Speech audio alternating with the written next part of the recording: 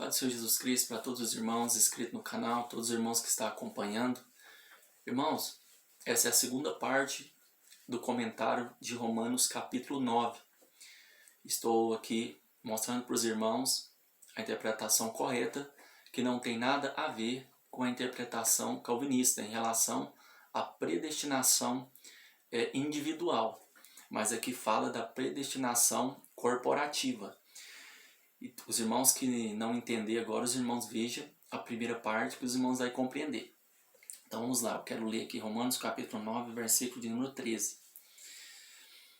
Como está escrito: amei a Jacó e aborreci Esaú. Que diremos, pois? Que há injustiça da parte de Deus? De maneira nenhuma.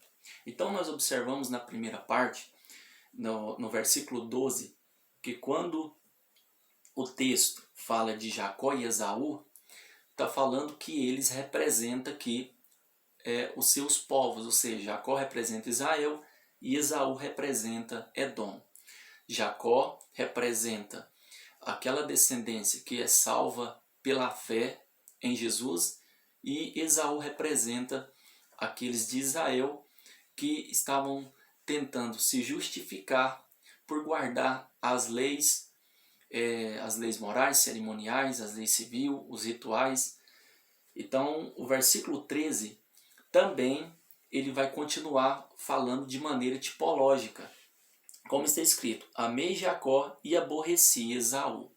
Se você ler Malaquias no capítulo 1 e versículo 3, você vai perceber que o texto que ele faz referência diz respeito à descendência de Jacó e à descendência de Esaú. Ou seja, em especial a descendência de Esaú. Ali é uma sentença, da palavra de Deus contra a descendência de Esaú. E aqui ele vai usar a mesma palavra. Ele vai usar aqui, amei Jacó e aborreci Esaú.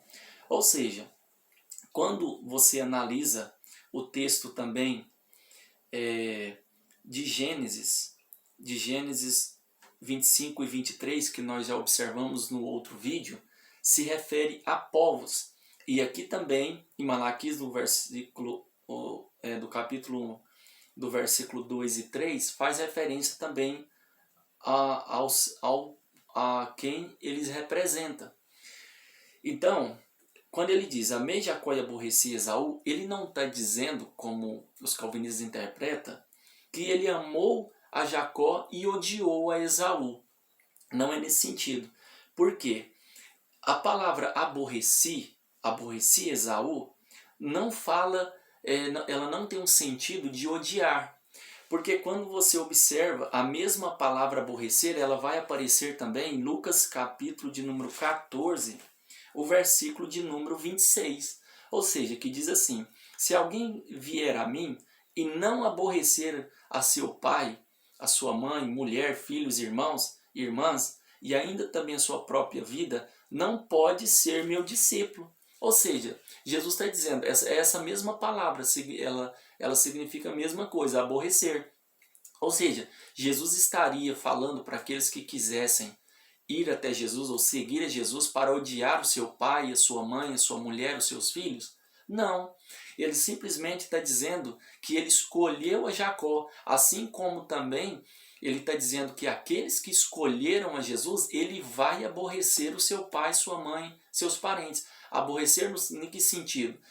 Por fazer a vontade de Jesus e não a vontade da sua família. Quer dizer o quê? Que Deus escolhe a Jacó para que os propósitos de Deus quanto à eleição se cumpra na sua descendência, que é a fé em Jesus. Que o propósito de Deus quanto à eleição é a fé em Jesus Cristo. Então ele escolhe a Jacó e aborreceu Esaú, ou seja, ele preferiu escolher Jacó, ou seja, ele escolheu a Jacó e não Esaú. Mas nós sabemos que tem a ver com a fé prevista, com a eleição segundo a fé prevista. Porque os calvinistas pegam essa palavra e vai dizer o quê? Que Deus, de maneira arbitrária, ele escolheu a Jacó e assim, consequentemente, a sua descendência. Quer dizer o quê? De maneira arbitrária. Já que todo mundo está no pecado, Deus ele decidiu coagir alguns a crer nele, a ter fé nele. Os outros Deus deixa à mercê de seus pecados, para que eles sejam condenados. Enfim, faz de Deus então, no mínimo, autor do pecado ou sendo participativo do pecado. E Deus aqui então, ele está sendo, por essa interpretação, ele está fazendo acepção de pessoas aqui, e é contra o seu caráter em relação ao aspecto da salvação. Então, ou seja, aqui ele está falando simplesmente de maneira tipológica, dizendo que ele escolhe Jacó para que os propósitos de Deus quanto à eleição fica firme. Então, escolheu ele para que esses propósitos se cumpram. Então, nós já vimos na primeira parte. Então, o versículo 14. Que diremos, pois, que há injustiça da parte de Deus? De maneira nenhuma. Pois diz a Moisés: compadecer-me-ei de quem me compadecer, e terei misericórdia de quem eu tiver misericórdia. Assim, pois, isto não depende do que quer, nem do que corre, mas de Deus que se compadece. Então, irmão, ou seja, quando ele fala assim, que há injustiça da parte de Deus, é o mesmo que aquele povo de Israel que estava ali guardando as leis de Moisés, civis, cerimoniais, as leis morais, os rituais, aqueles ali, é o mesmo que eles falassem: não, então Deus é injusto, porque nós estamos guardando a lei, nós estamos cumprindo os mandamentos de Moisés, aquela descendência ali nos quais não estava sendo participante dessas promessas, poderia falar isso. Nós somos filhos de Abraão, por que nós não vamos participar dessas promessas? Então Deus é injusto. Eles poderiam falar isso, não, então Deus é injusto. Mas aí ele vai dizer o que aqui, ó? Não, Deus não é injusto, de maneira nenhuma. Aí ele vai citar, pois diz a Moisés: compadecer-me-ei de quem me compadecer, e terei misericórdia de quem eu tiver misericórdia. Se nós não analisar o contexto e o sentido do que ele está falando, nós vamos chegar na conclusão calvinista. Mas enfim, quando você vai para Êxodo capítulo 33, versículo 19, nós compreendemos claramente o que ele está dizendo, que segue claramente o contexto. Ou seja, o povo de Israel, em Êxodo 32 ali, a seguir até o 33, o povo de Israel, quando Moisés sobe ao monte, o povo de Israel, eles exigem que Arão faça para eles um bezerro de ouro. E eles então adoram aquele bezerro de ouro, e Moisés estava no monte. Então Deus fala para ele descer, porque o povo tinha se corrompido. Quando Moisés desce do monte, ele quebra as tábuas onde Deus tinha escrevido ali os mandamentos, escrito os mandamentos, ele quebra. Então ele chega ali, pega o povo de surpresa e ele diz: quem está do lado de Deus, venha para cá, ou seja, do lado de Moisés. E foi então os levitas. E Moisés disse para os levitas: todos peguem as suas espadas e mate todos os idólatras, todos que adoraram esse bezerro de ouro. Então é o que eles fazem: pega a espada e mata todos eles. Depois Moisés então vai falar com Deus, e Moisés vai falar: Senhor, perdoa esse povo ou risque o meu nome do teu livro. E Deus vai dizer: quem pecar contra mim, a esse eu riscarei do meu livro. Nos dando a entender que aqueles que pecaram contra Deus, esses foram riscados do livro. Há um debate sobre essa questão, se é o livro da vida, se é um livro... Eu não quero entrar nesse detalhe agora. Enfim, esses foram riscados, esses que foram rebeldes e foram incrédulos. Então Moisés depois, Êxodo 33, versículo 19, ele pede para ver a glória de Deus.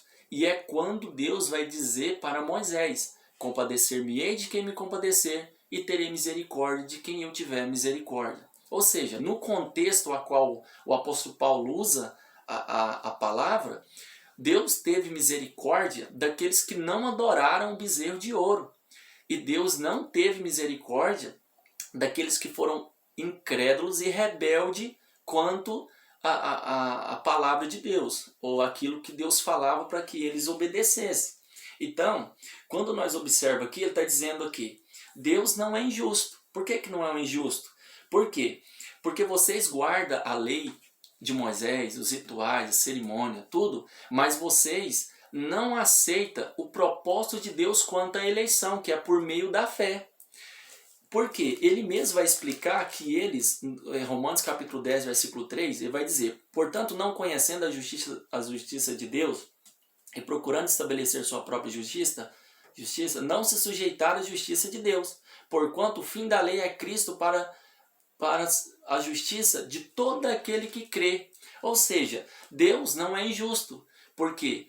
Porque eles foram rebeldes, incrédulos quanto à fé. Por isso que Deus não é injusto, porque Deus vai ter misericórdia desses que eles vão aceitar o propósito de Deus quanto à eleição, que é por meio da fé em Jesus. E Deus vai compadecer desses e vai ter misericórdia desses. Por isso que Deus não está sendo injusto. Aí ele diz: assim, pois isto não depende do que quer nem do que corre, mas de Deus que se compadece. Ou seja, vocês guardar a lei, vocês podem até querer guardar a lei de Moisés, leis cerimoniais, civis e assim os rituais, cumprir todos os mandamentos. Porém, aqui está dizendo o quê? Que depende de Deus que se compadece. Só que no contexto, ele compadece de quem? Daqueles que hão de ter fé no Cristo que haveria de vir. Né? Como assim, nós que temos fé no Cristo que já veio. Então ele está dizendo o quê? A esses, Deus vai se compadecer, a esses Deus vai ter misericórdia. Então, é o que ele explica aqui. Depois, no versículo 13, ele diz: por quê? Diz a Escritura a Faraó: para isso mesmo te levantei, para que em ti mostrar o meu poder e para que o meu nome seja anunciado em toda a terra. Logo, pois, compadece de quem quer e endurece a quem quer. Ou seja, essa palavra usada é de Êxodo 9:16. Quando nós observamos ali o texto, nós vamos entender o quê?